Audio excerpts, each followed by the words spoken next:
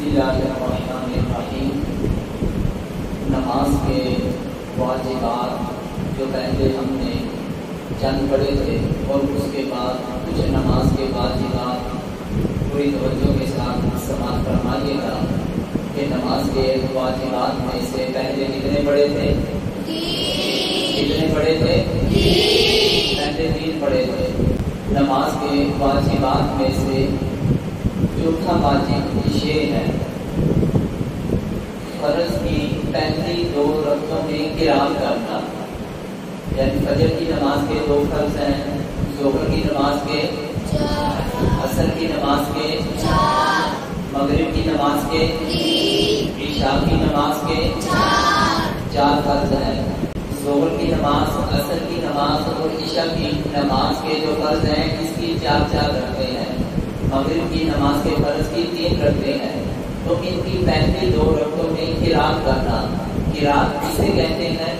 قرات قرآن مجید سے جو تلاوت کی جاتی ہے، سورہ فاتحہ پڑھی جاتی ہے، اس کے بعد کوئی سورت قرآن مجید سے پڑھی جاتی ہے یا 3 آیتیں یا اس سے زیادہ پڑھتے ہیں، یہ قرات فرض کی پہلی 2 رکعتوں میں کرنا واجب ہے۔ فرض کی پہلی 2 رکعتوں میں قرات کرنا واجب ہے۔ تیسری اور چوتھی رکعت میں یہ قرات کرنا واجب نہیں ہے۔ فرض کی پہلی 2 رکعتوں میں قرات کرنا واجب ہے، مغرب کی ہے تو اس کی تیسری رکعت میں قرات کرنا واجب نہیں۔ فرض کی تیسری چوتھی رکعت ہے تو اس میں قرات کرنا واجب نہیں۔ مطلب کیا؟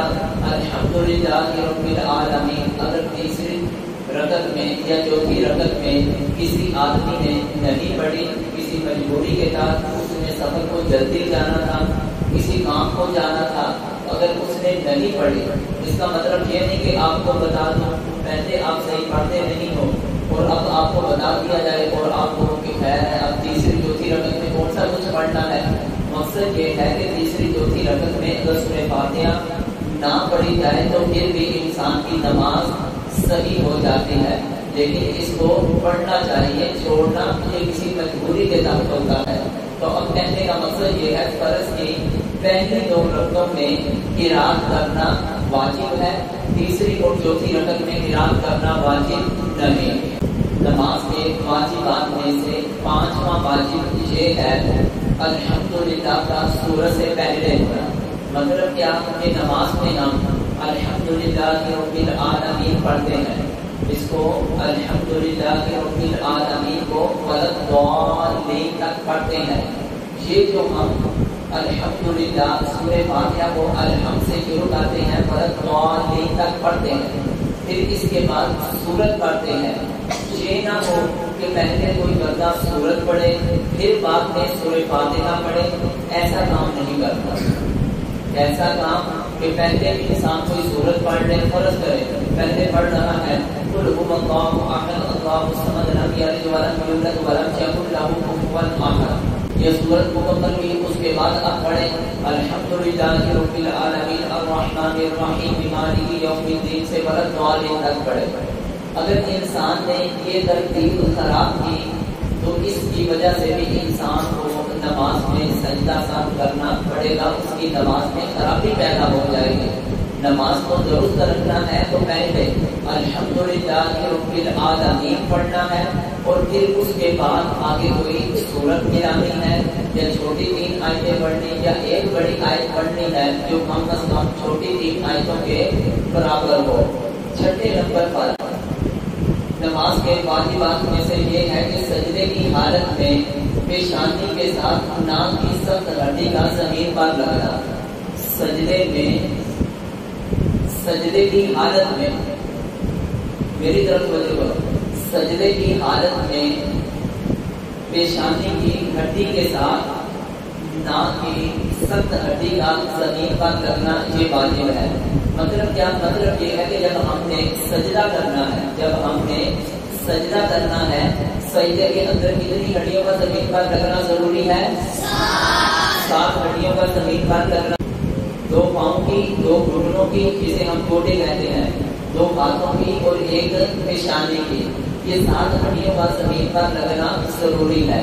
لیکن ان 7 ہڈیوں کے साथ आठवीं हड्डी जो है, ये जो नाक है, नाक की एक नरम हड्डी है शुरू में कि हम नाक को पकड़े ऐसे दाएं बाएं करें तो हो जाता है, लेकिन ये ऊपर से करें जहाँ जाकर नाक खत्म हो रही है, दाएं बाएं करें तो दाएं बाएं हड्डी होती है, बोले तो सही होती है, नहीं होती।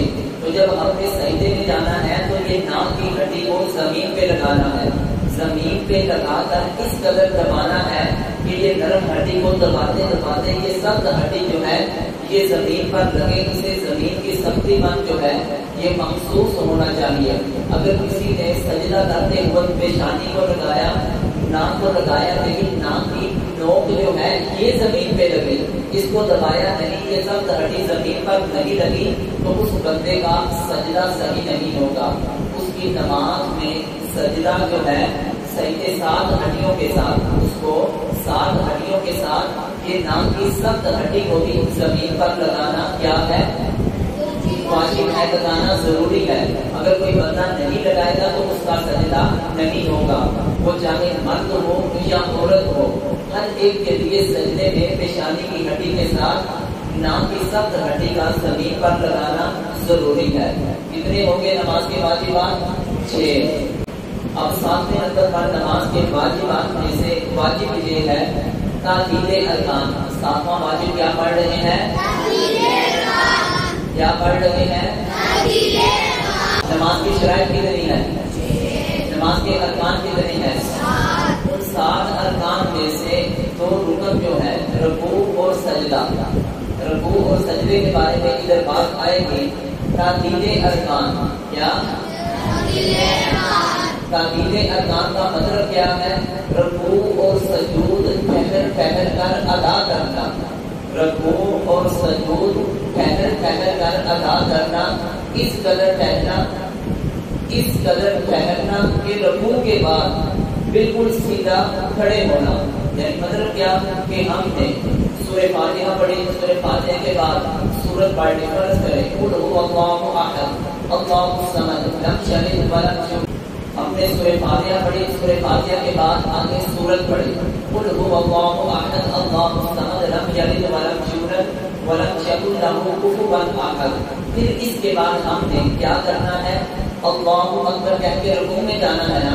सूरत पढ़ने के बाद अल्लाहु अकबर कह के ऐसे रुकू में जाना है कि जब हम इस तरह रुकू में चलेंगे, सुब्हान रब्बियल अज़ीम, सुब्हान रब्बियल अज़ीम, सुब्हान रब्बियल अज़ीम, उसके बाद क्या है? समी अल्लाहु लिमन हमिदा। ये अब मैं बिल्कुल सीधा खड़े होते, मेरी तरफ ध्यान करो, ये मैं अब बिल्कुल सीधा खड़े हो चुका हूँ।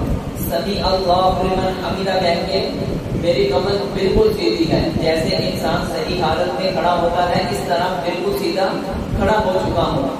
ये सीधा खड़ा होना रुकू के बाद वाजिब है, लेकिन कुछ लोग खुसूसन आप जैसे बच्चे, आप तो बच्चे हो, आप ही नहीं, कुछ बच्चे इस तरह नमाज पढ़ते हैं या बड़े कुछ लोग इस तरह नमाज पढ़ते हैं कि रुकू में इस तरह जब उन्होंने सुब्हान रब्बियल अज़ीम, सुब्हान रब्बियल अज़ीम, सुब्हान रब्बियल अज़ीम पढ़ा, उसके बाद समी अल्लाहु लिमन हमिदा, अभी ये सीधा बिल्कुल नहीं हुए तो उधर ही अल्लाहु अकबर कह के ऐसे सजदे में चले जाते हैं।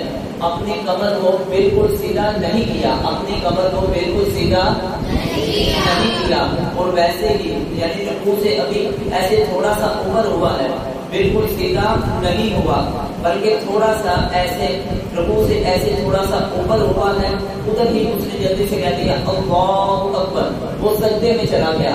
तो गोया कि वो उसने अपनी कमर को सीधा नहीं किया और उसकी नमाज दुरुस्त नहीं होगी। इसी तरह 2 सजदों के दरमियान जब हमने क्या करना है, ये देखिए ना, अब नमाज में हमने रुकू के बाद अल्लाहु अकबर कह के, रुकू के बाद जब हमने ऐसे रुकू से उठे, उसके बाद कहा समी अल्लाहु लिमन हमिदा कह के बिल्कुल सीधा खड़े होना वाजिब है। बिल्कुल सीधा खड़े हुए, खड़े होकर अब हमने कहना है रब्बना वलकल हम्द। फिर उसके बाद रब्बना वलकल हम्द कहने के बाद हमने अल्लाहु अकबर कहते हुए सजदे में चले जाना है। जब हम सजदे में गए, सुब्हान रब्बियल आला, सुब्हान रब्बियल आला, सुब्हान रब्बियल आला पढ़ा, तो फिर उसके बाद अल्लाहु अकबर कह के बैठना है। بیٹھے ہیں تو ہماری کمر یہ بالکل سیدھی ہو جانی چاہیے، بیٹھنے میں بھی بالکل سیدھا ہو کر بیٹھنا ہے۔ ایسا نہ ہو کہ جب ہم یہ سجدہ ہے سجدے سے ہم اٹھیں اللہ اکبر ابھی ادھر آئے جائیں تو پھر ادھر ہی اللہ اکبر کہہ کے اس طرح جلدی سے دوسرے سجدے میں چلے گئے، ادھر پڑھا سبحان ربی الاعلی سبحان ربی الاعلی سبحان ربی الاعلی اللہ اکبر کہہ کے یہ دوسری رکعت کے لیے کھڑے ہو گئے۔ اب دیکھو دو سجدوں کے درمیان جب ہم یہ دیکھیں نا کہ دو سجدوں کے درمیان یہ سجدہ کیا، سجدہ کے بعد تو اللہ اکبر کہہ کے اس طرح بالکل سیدھا بیٹھنا کیا ہے؟ بالکل سیدھا بیٹھنا کیا ہے؟ واجب ہے۔ تو اگر کوئی انسان اس طرح سجدہ کرے، سجدہ کرنے کے بعد اللہ اکبر کہہ کے کھڑا ہو، اس کی اب میری کمر سیدھی ہوئی ہے؟ نہیں ہوئی۔ ادھر سے ہی کو دوبارہ کہتے ہیں اللہ اکبر، تو گویا کہ اس کے دو سجدے تو ہو گئے، لیکن دو سجدوں کے درمیان اس نے جو جلسہ کرنا تھا، بیٹھنا تھا، اپنی کمر کو اس طرح بالکل سیدھا کر کے بیٹھنا تھا، اپنی کمر کو سیدھا کر کے بیٹھنا تھا، وہ بندہ نہیں بیٹھا، تو جس کی وجہ سے نماز کا واجب ادا نہیں ہوا۔ تو نماز میں اس طرح رکوع کے بعد بالکل سیدھا کھڑے ہونا، دو سجدوں کے درمیان بالکل سیدھا ہو کے صحیح طرح اطمینان سے بیٹھنا، یہ کیا ہے؟ واجب ہے۔ اگر کوئی بندہ چھوٹا ہو یا بڑا ہو، مرد ہو یا عورت ہو، نماز پڑھتے ہوئے وہ رکوع کے بعد بالکل سیدھا کھڑے نہیں ہوتے، دو سجدوں کے درمیان سیدھا ہو کے نہیں بیٹھتے، تو اس بندے کا یہ عمل درست نہیں ہے، واجب ادا نہیں ہوگا۔ جب واجب ادا نہیں ہوگا تو اس بندے کو نماز کے آخر میں سجدہ سہو کرنا پڑے گا۔ اگر وہ سجدہ سہو نہیں کرے گا تو اس کی نماز درست نہیں ہوگی۔ اسی طرح نبی کریم علیہ السلام مسجد میں تشریف فرما ہے، ایک شخص آیا اور وہ نماز پڑھنے لگا، اس نے نماز پڑھی، جلدی سے رکوع بھی کیا، سجدہ بھی کیا، اس کے اندر تعدیل ارکان، رکوع کے بعد اپنی کمر کو سیدھا نہیں کیا، دو سجدوں کے درمیان اطمینان سے نہیں بیٹھا، نماز پڑھنے کے بعد آ کر نبی کریم علیہ السلام سے سلام کرنے لگا، تو نبی کریم علیہ السلام نے فرمایا تم دوبارہ نماز پڑھو۔ دوبارہ نماز پڑھی، پھر اسی طرح پڑھی جلدی سے، اس نے رکوع بھی اطمینان سے نہیں کیا، سجدہ بھی اطمینان سے نہیں کیا، جلدی سے کر کے پھر آپ صلی اللہ علیہ وسلم سے آگے اس نے سلام کیا۔ نبی کریم علیہ السلام نے پھر فرمایا کہ نماز دوبارہ پڑھو، پھر وہ عرض کرنے لگا آپ مجھے خود ہی بتا دیں کس طرح نماز پڑھو۔ تو اس وقت نبی کریم علیہ السلام نے فرمایا کہ جب رکوع کرو تو اطمینان کے ساتھ کرو، سمیع اللہ لمن حمدہ کہہ کے قوما کے لیے سیدھے کھڑے ہونا ہے، تو بالکل اطمینان سے، یہ نہیں کہ کمر آپ کی سیدھی نہ ہو آپ سجدے میں چلے جائیں، پھر دو سجدوں کے درمیان بھی اطمینان سے بیٹھنا ہے۔ یہ نماز کے چار واجبات، نماز کے واجبات میں سے چار واجبات ہم نے پڑھے، ادھر کرو۔